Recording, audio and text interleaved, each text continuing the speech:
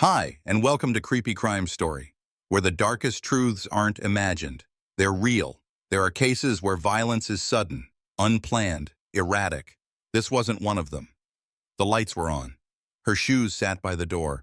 Her phone buzzed silently on the table. But Amy-Leanne Stringfellow, she never made it out of that house alive. In the end, it wasn't war that killed her. It was the man she once loved. Doncaster, South Yorkshire. Early summer, 2020. The home on Dryden Road didn't look like much. A standard red brick semi, just like hundreds across that neighborhood. But on the morning of June 6th, it became the focus of a homicide investigation that would later raise serious questions about how law enforcement systems handle domestic abuse, especially when the warning signs are loud, clear, and still ignored. At approximately 7:28 a.m., Amy's father arrived at the property. He had dropped her off the previous evening. She told him she'd be staying overnight with a friend. She didn't mention it was her ex-fiancé. She hadn't answered any texts. Not her style. The porch light was still glowing in the daylight. Door unlocked. He entered cautiously. Found her purse on the sideboard. Her travel bag half-zipped. Her phone buzzing with notifications on the dining table. Upstairs, he called her name twice. No answer. He walked back out and dialed 911. "There's something wrong. My daughter's here, but she's not answering. I think she was supposed to be staying with someone. I don't know what's happened." South Yorkshire police responded. It was entered into the system as a concern for welfare. Standard protocol for an adult female not responding to messages. But within 30 minutes, that classification changed. Responding officers conducted a visual sweep of the downstairs. No forced entry, nothing overturned, no sounds from upstairs. It was the light smell that first triggered one officer's concern, metallic, heavy, familiar. What they discovered in the bedroom on the second floor reframed the entire narrative. Amy-Leanne Stringfellow, age 26, was found deceased on the bed. Blunt force trauma was evident immediately. Blood pooled beneath her head. Her face was swollen, eyes partially open, her hands rigid in a defensive posture. The wall behind the bed had impact splatter. Her jaw was visibly fractured. A broken bottleneck was lodged between the mattress and the bed frame. A decorative sword, previously mounted on the wall, was leaning near the closet, its edge stained and warped. The room was chaotic, but not ransacked. Her overnight bag was unopened. Nothing had been stolen. An experienced crime scene analyst, present for the initial walkthrough, later wrote in her report, "This was not an opportunistic attack. It was prolonged, deliberate, and sustained over several minutes." The forensics team secured the space. Initial assessment confirmed no signs of forced entry, no evidence of struggle outside the bedroom, and no defensive injuries suggesting an intruder. Amy had arrived willingly, and she had never left.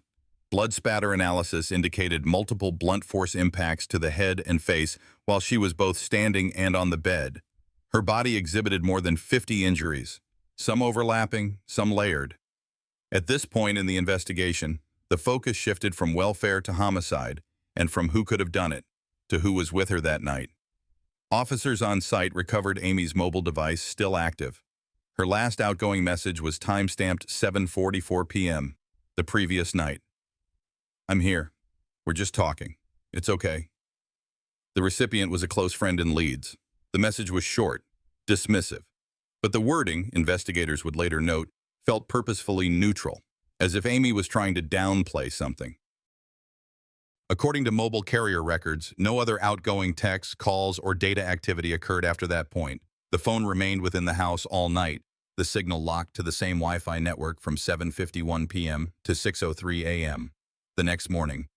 Doorbell footage from a house 3 doors down, reviewed later that afternoon, captured Amy arriving at the property around 5:21 p.m., entering through the front door. No other footage showed her leaving, nor anyone else. The working timeline placed Amy's estimated time of death between 9:15 and 10:45 p.m., June 5th. This was determined by a combination of lividity onset, body temperature at the time of discovery, and scene-based factors like dried blood patterns. The official crime scene log was opened at 9:12 a.m. June 6th.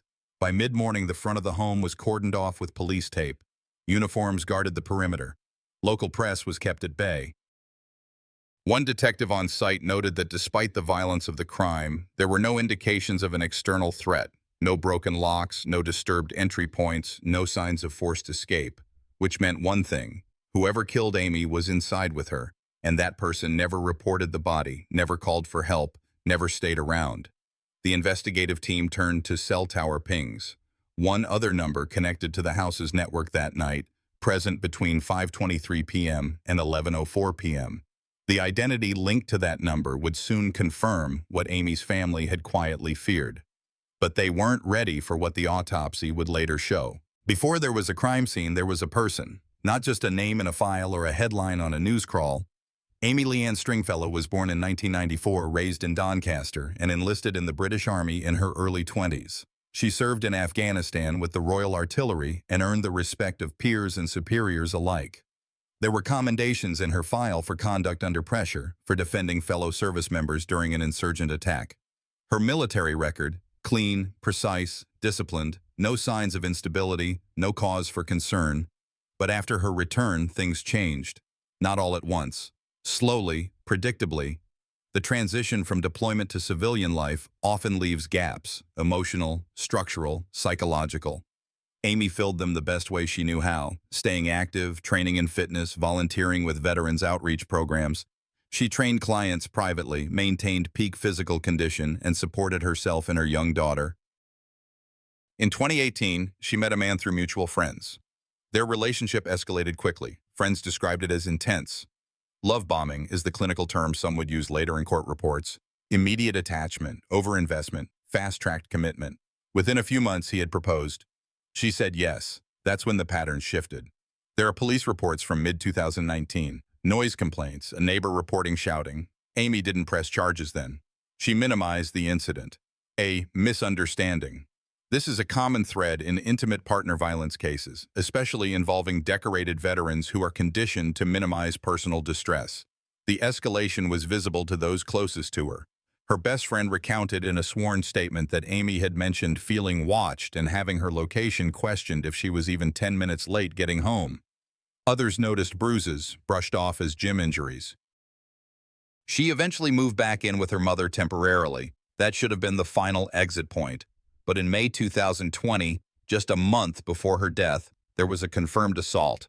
Police responded to a domestic incident where Amy suffered visible facial injuries. She did press charges this time. The offender was arrested and released on bail with strict conditions. No contact, no proximity, no entry into her residence. The risk level assigned by the local MARAC, Multi-Agency Risk Assessment Conference, was listed as moderate. Not high, not urgent. This classification would later draw scrutiny. The timeline leading up to Amy's death now came under review.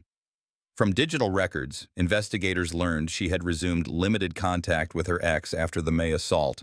Not romantic, at least not overtly. She had told a friend she was meeting him to hear him out. She wasn't planning to reconcile, just to get closure. That word appeared in several messages. She took the train from Leeds to Doncaster on June 5th. Surveillance confirmed her presence at the station. No one met her. She walked to the house on Dryden Road alone. Her phone connected to the home's Wi-Fi at 5:21 p.m. The last outgoing message she sent was short. "I'm fine, just chatting." After that, radio silence. That's not just a social cue. For investigators, that's a timestamp, a freeze frame in time where intention ended and vulnerability began. The post-mortem confirmed the timeline matched the cessation of digital communication. She had stopped texting because, based on all available evidence, she was already under duress. At this stage in the investigation, the behavior pattern was consistent with coercive control. The term is now recognized in British law, a repeated pattern of intimidation, surveillance, or emotional abuse that leads to isolation and dependence. But in Amy's case, the isolation became physical, lethal. The DNA collected under her fingernails confirmed struggle, not just impact, not just defensive bruising, a fight. She resisted.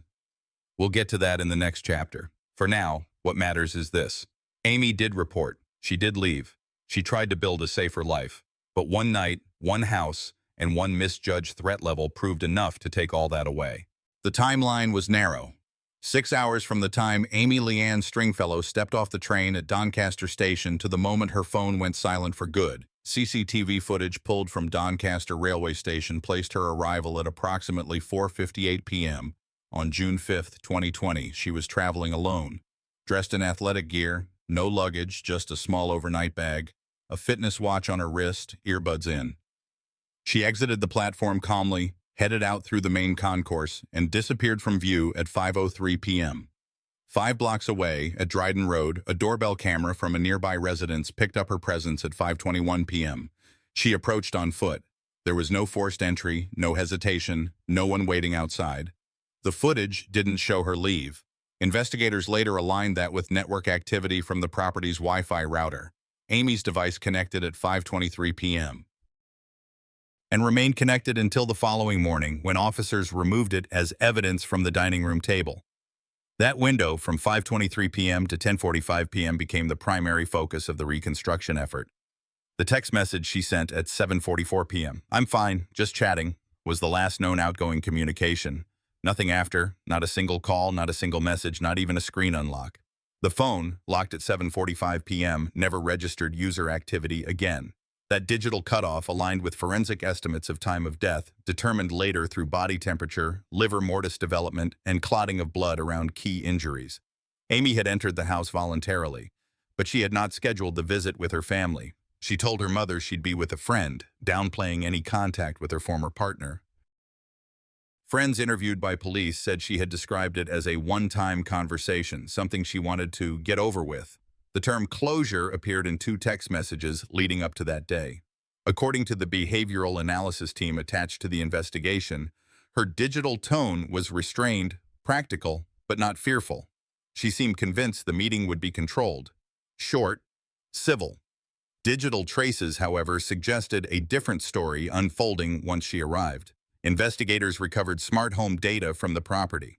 The heating system was turned off manually at 8:01 p.m., unusual for early June in England, but not suspicious in isolation. However, movement sensors in the hallway activated 3 times in quick succession between 8:47 p.m. and 9:05 p.m., a flurry of activity that contradicted the otherwise motionless data from earlier in the evening. Analysis of pressure marks on the carpet indicated heavy footfall in and out of the upstairs hallway. The bedsheets were dislodged, with blood soaking through the fitted layer and into the mattress. Amy's wristwatch, recovered from beneath the dresser, had shattered at 9:13 p.m., aligning closely with estimations made by forensic time-of-death markers. These weren't just forensic footnotes. They created a sequence, a forensic sequence. The final 90 minutes of Amy's life unfolded within a confined domestic space. No movement detected outside, no scream loud enough to alert neighbors, no attempt to leave. A forensic biologist on the team, reviewing the interior space, noted, "There's a progression in the room layout. The initial struggle happened near the door. The blood pattern changes midway through the room. The final impacts occurred against the headboard. It escalated inside a 10-foot radius. Crime scene photography captured every square foot. No blood outside the bedroom. No disruption to the downstairs living space. In short, the violence was isolated. Compressed, complete." Later review of the home's electrical usage showed a sudden spike in power draw at 10:03 p.m. A lamp had been knocked over and rewired, presumably to turn it back on. But by that time, Amy was already dead. All of this was supported by a clean, consistent set of digital and physical indicators. No evidence of outside intrusion, no additional phone pings, no outgoing calls, no emergency contacts dialed, and yet no call for help, no 911. No one notified the police until Amy's father arrived the next morning, found the house open, and called it in himself. One of the detectives later stated, "We see victims try to leave abusive partners all the time. The danger isn't when they stay. The danger comes when they finally make the decision to go." This wasn't the first time Amy had tried to sever contact, but it was the first time she agreed to meet in person since the May assault. She had trusted it would be civil. She believed, despite everything, that the situation could be resolved with one final conversation, but the data proved otherwise. Once she entered the house, there were no signals, digital, physical, or otherwise, that she ever had a chance to leave again.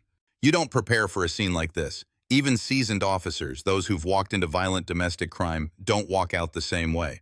The second floor of the house on Dryden Road was silent when officers made their way up just after 8 a.m. on June 6, 2020. The responding patrol had already confirmed the property was unsecured, no signs of forced entry, No one answering calls inside.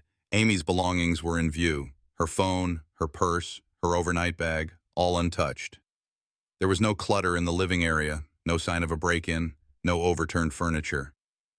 But when one of the officers stepped through the bedroom threshold, the investigation changed immediately. Amy-Leanne Stringfellow was found on the bed. Positioned face up, her head partially turned, one arm bent beneath her torso, the other extended off the edge. A heavy blood pool had congealed beneath her left shoulder. Her face was disfigured by trauma. There was swelling around the orbital bones, multiple abrasions to the jawline, and blunt force lacerations to the top and back of her skull. The blood pattern extended in 3 primary vectors: beneath the headboard, across the wall in linear projection, and pooling into the bedsheet seams beneath her torso. Forensics was called immediately. Officers secured the perimeter by 8:26 a.m., initiated a full scene log, and preserved entry points for contamination control. The bedroom was declared the primary site. Secondary areas included the hallway, bathroom, and closet, only for evidence tracing, not for primary assault zones. The decorative sword, once mounted on the wall, was located leaning against the base of the wardrobe. Its blade was chipped, with dried biological material coating approximately 4 inches of its lower edge. A broken vodka bottle was recovered from beneath the bed. Its base was intact, but the neck had snapped off unevenly. Investigators recovered fingerprints from both the bottle and the hilt of the sword. The blood spatter analysis became central to sequencing the attack. A cast-off pattern formed by fast, repeated motion of a bloodied object was present behind the pillow line. This suggested that at least 2 blows occurred while Amy was lying down. Impact spatter on the right wall indicated she was upright or partially upright during an earlier phase of the assault.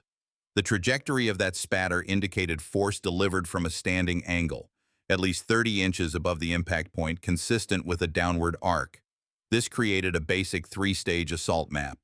Stage 1, standing or seated confrontation near the door. Stage 2, blunt trauma delivered mid-room, blood transfer to the floor and side wall. Stage 3, final injuries inflicted on the bed consistent with close-range strikes and immobilization.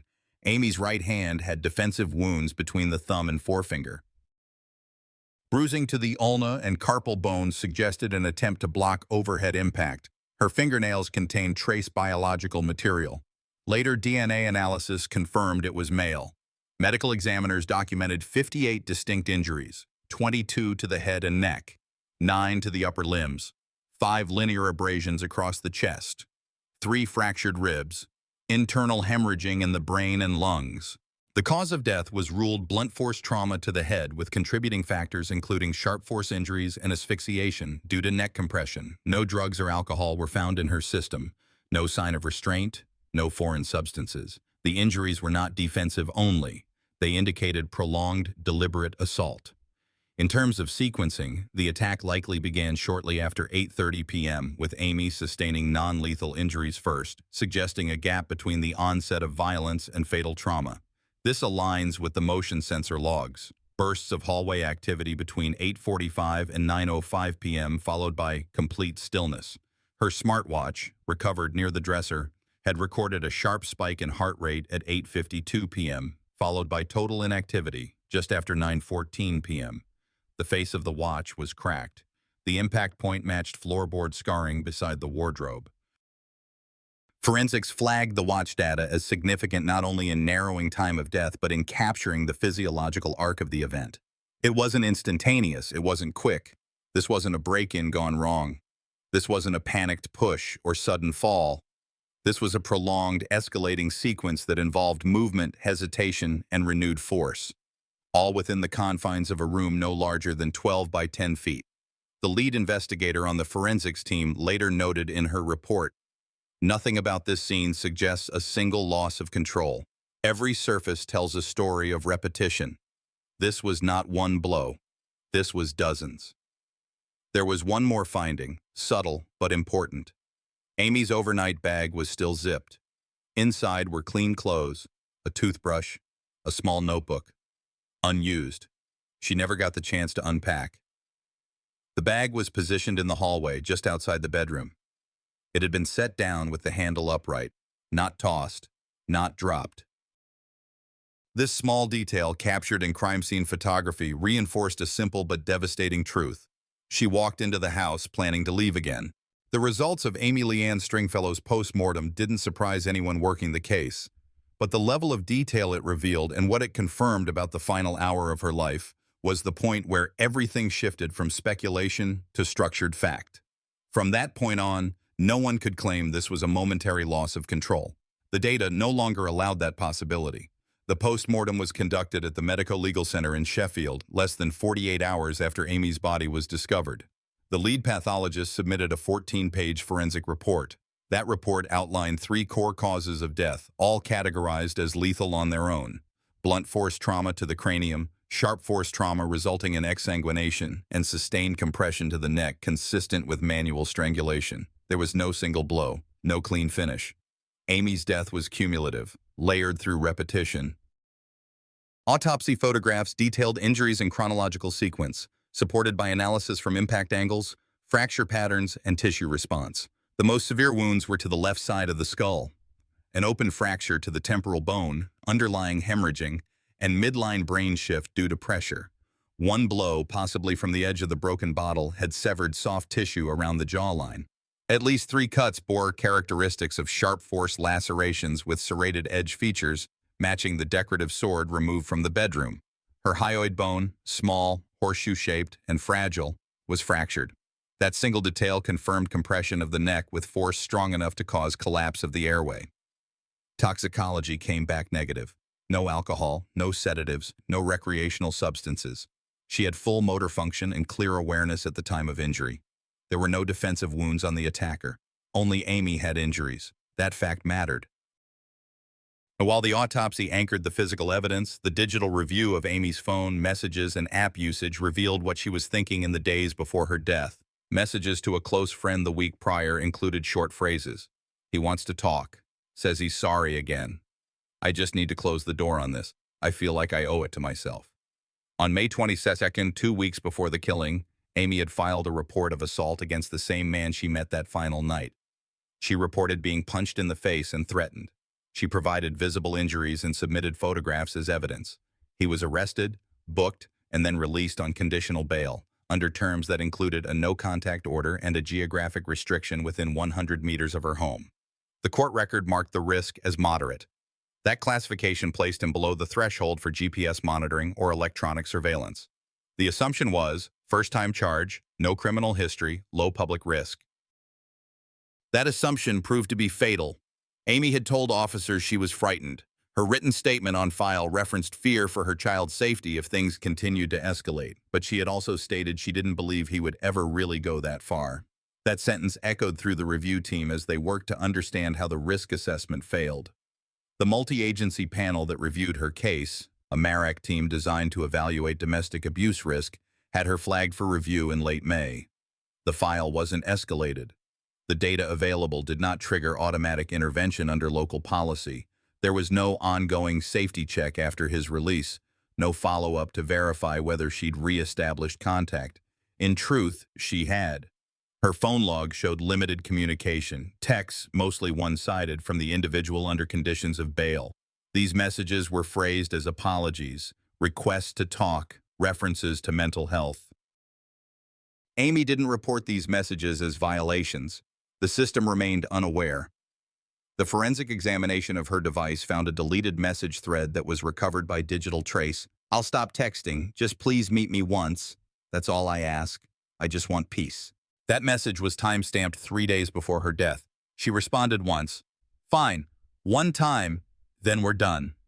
That sequence explained why she took the train to Doncaster, why she didn't tell her mother who she was meeting, why she entered the house willingly. For investigators, it wasn't just about forensic results, it was about context. Amy was not reckless. She was not naive. She was managing a situation that she believed she had control over.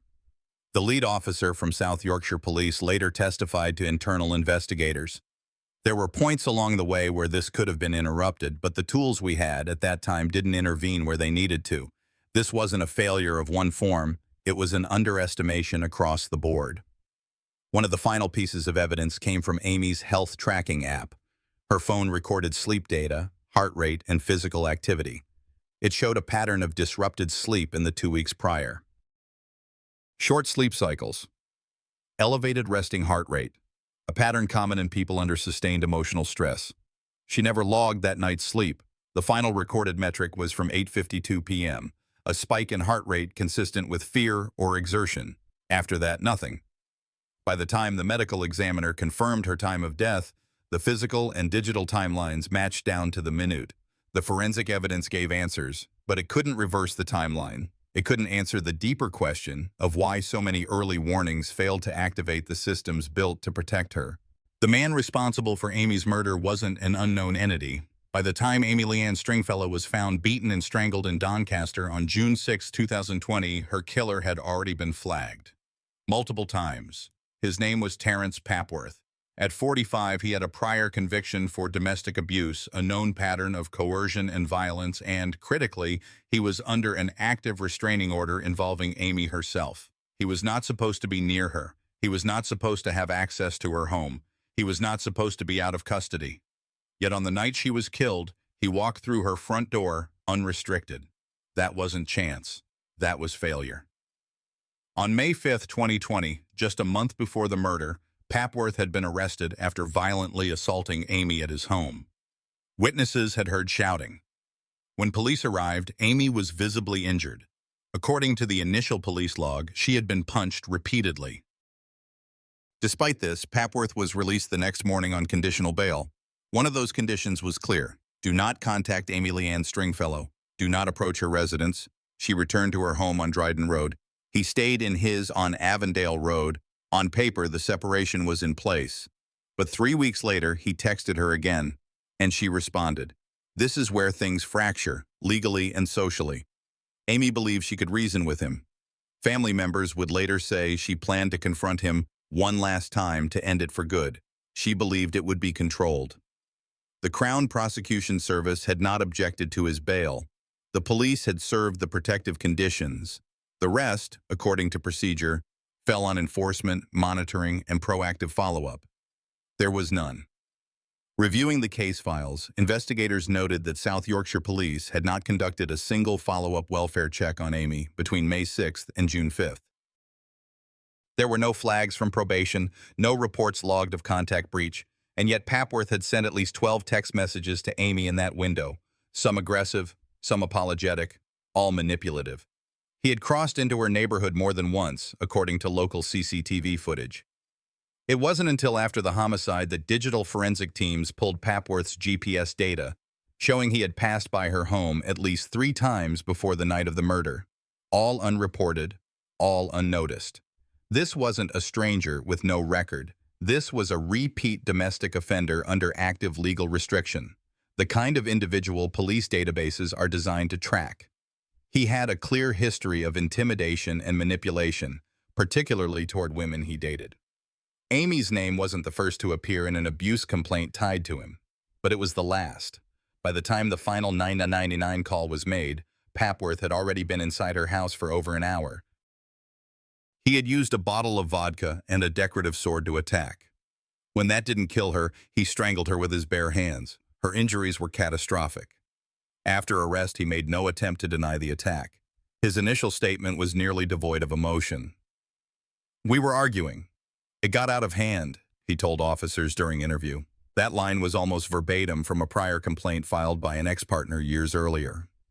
There was no insanity plea, no fabricated third-party narrative, just a man with a history of violence who had every opportunity to be stopped, and wasn't.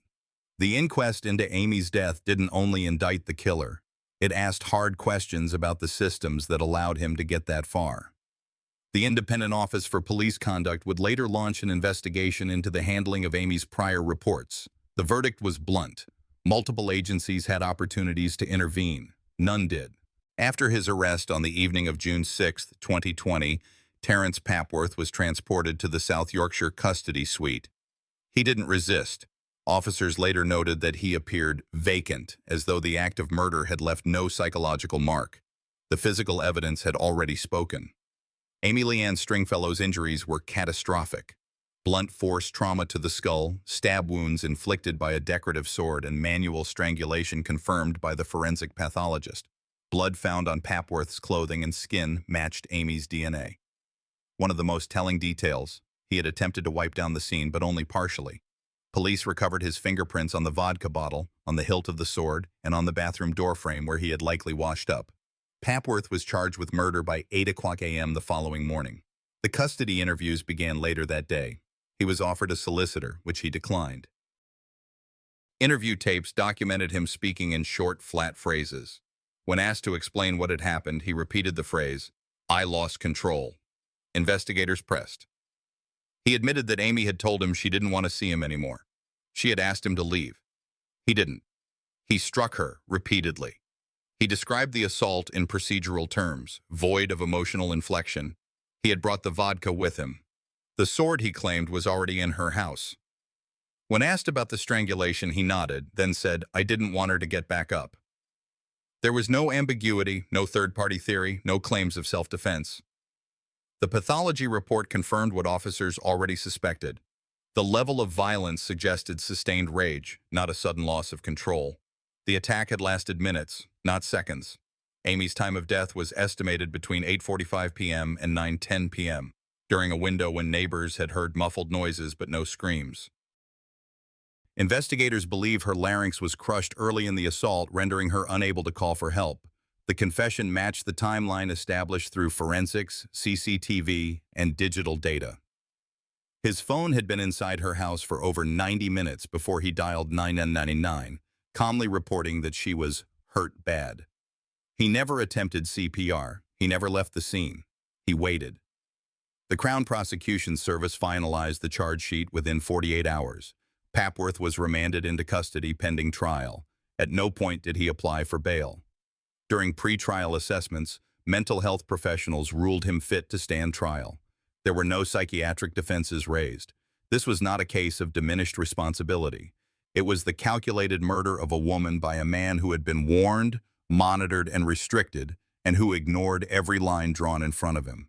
In the weeks that followed, scrutiny turned toward oversight. Internal reports from South Yorkshire Police and the Independent Office for Police Conduct, IOPC, were launched in parallel. Both agencies reviewed the decision to release Papworth on bail in May 2020, despite documented violence. Caseworkers had failed to trigger a full risk assessment. The system missed him. Jennifer Hillier-Penny's body was discovered nearly 9 years after she vanished. Found in a shallow grave on a private plot linked to her estranged husband, Dean Penny, the remains were identified through dental records. Her clothing matched what she wore the night she disappeared. Cause of death, undetermined but suspicious, signs of neck trauma, consistent with asphyxiation. This discovery broke the case wide open. It ended years of doubt and speculation. Now, it was no longer a missing persons case. It was a homicide. RCMP had relied on a trail of digital and physical clues. GPS data placed Dean's phone near the burial site on the night Jennifer vanished. His alibi cracked under scrutiny. Online search history revealed late-night queries about decomposition, soil conditions, and deleting GPS logs. None of it was dramatic, none of it was cinematic. But together, these data points painted a pattern of intent. In July 2025, Dean Penny was arrested and charged with second-degree murder and interference with human remains. The arrest was quiet, no press, no spectacle, just procedure. He was taken in at a dockside job, just past sunrise. By fall, the preliminary hearing was underway. Prosecutors didn't need emotional testimony. They presented cold, detailed forensics, soil analysis, cellular tower data, timeline inconsistencies. Jennifer's smartwatch showed a sudden stop in heart activity at the precise time Dean was unaccounted for. That was enough. Dean's defense claimed circumstantial gaps, but the prosecution didn't need confessions. They had silence, movement, and data. It was enough to move the case forward. Jennifer's family never pushed for headlines. They pushed for truth. And slowly, the truth arrived. Her house on Husky Drive was later sold, but no one in St. Anthony forgets. This wasn't just a woman who went missing. She was a mother, a daughter, a veteran, someone who trusted the wrong person one final time. The case is a reminder. Justice may move slowly, but when done right, it moves with certainty. After following Jennifer's story, one truth echoes louder than anything else. Silence protects no one. If you sense danger, if someone chips away at your freedom or dignity, don't wait. Document everything. Speak up. Share your story. I wish someone had told Jennifer sooner that survival sometimes means walking away, even from the people closest to you. What do you think needs to change so stories like hers stop repeating? Drop your thoughts below or simply tell me where you're watching from. If this video spoke to you, or even if it didn't, let me know why in the comments. And if you want to hear more true stories that matter, hit subscribe. You might just find the story that changes how you see the world.